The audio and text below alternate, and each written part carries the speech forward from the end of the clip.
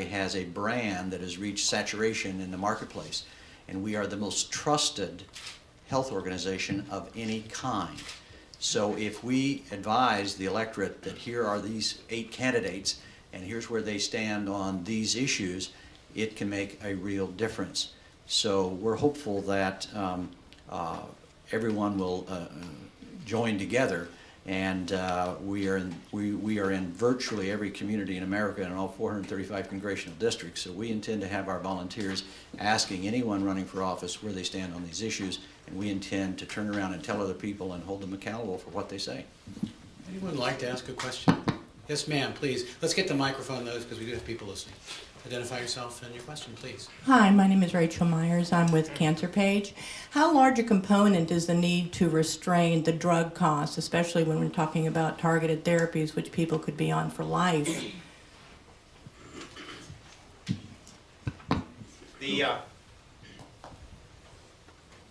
I think John said something very critical, and that is we're spending twice as much per capita on healthcare in this country than any high-resource nation in the world.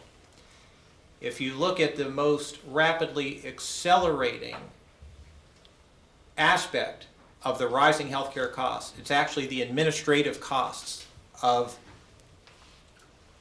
paying for treatment or paying for care, all aspects of care. So I think the first question that our principles address is how to create the availability, the affordability, the adequacy, and administrative simplicity. The dollars are in the system. I don't think that the first question we have to ask is how do we limit access to care? Quite the reverse. It's how do we make sure that the dollars that are already in the healthcare system actually are applied to providing high quality care. As Dan alluded, this is a process of change.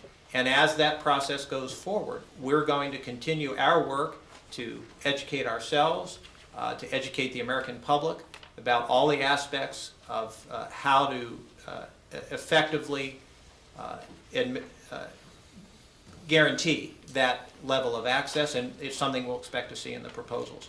Dr. Otis Brawley is the Chief Medical Officer of the Society. If we pass the microphone to Dr. Brawley, you might want to add to what Dr. Reuter has said. Dr. Brawley, you've got some perspectives, I think, to lend here.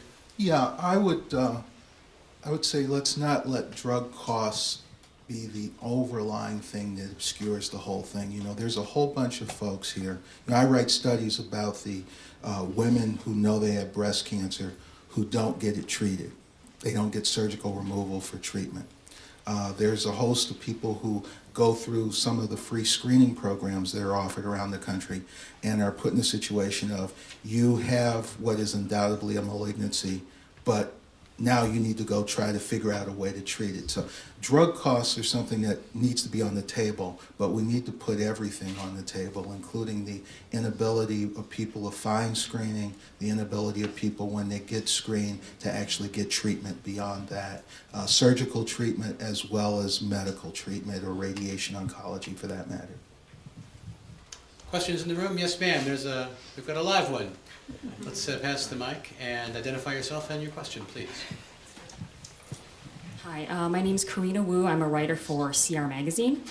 A lot of times it seems like the resistance to healthcare reform is framed in terms of its economic impact on small businesses and employers who would be providing that insurance. How does this campaign address that, or at least address that concern that lawmakers might have?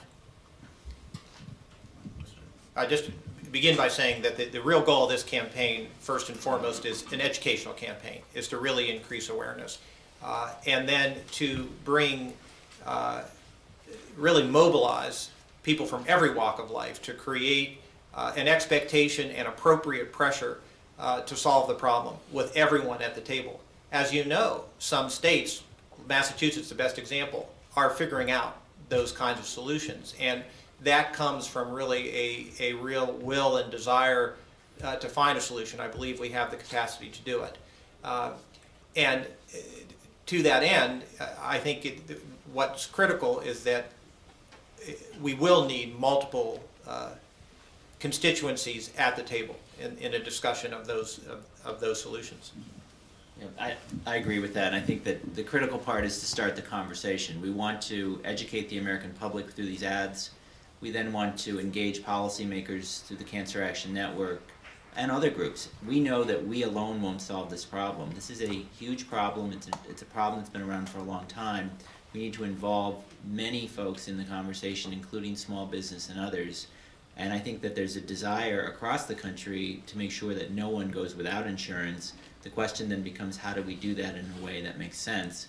And so getting everyone to the table, putting those ideas on the table, but then also understanding that there's pressure from the public to actually make change and require that change. People are going to have to give something up in this conversation. And I think that that's a critical part going forward, but that's a political process which results in a compromise that can work for everyone. That's what we're interested in doing, is making sure we make progress. Where it's not partisan, and it's really about bringing the conversation together.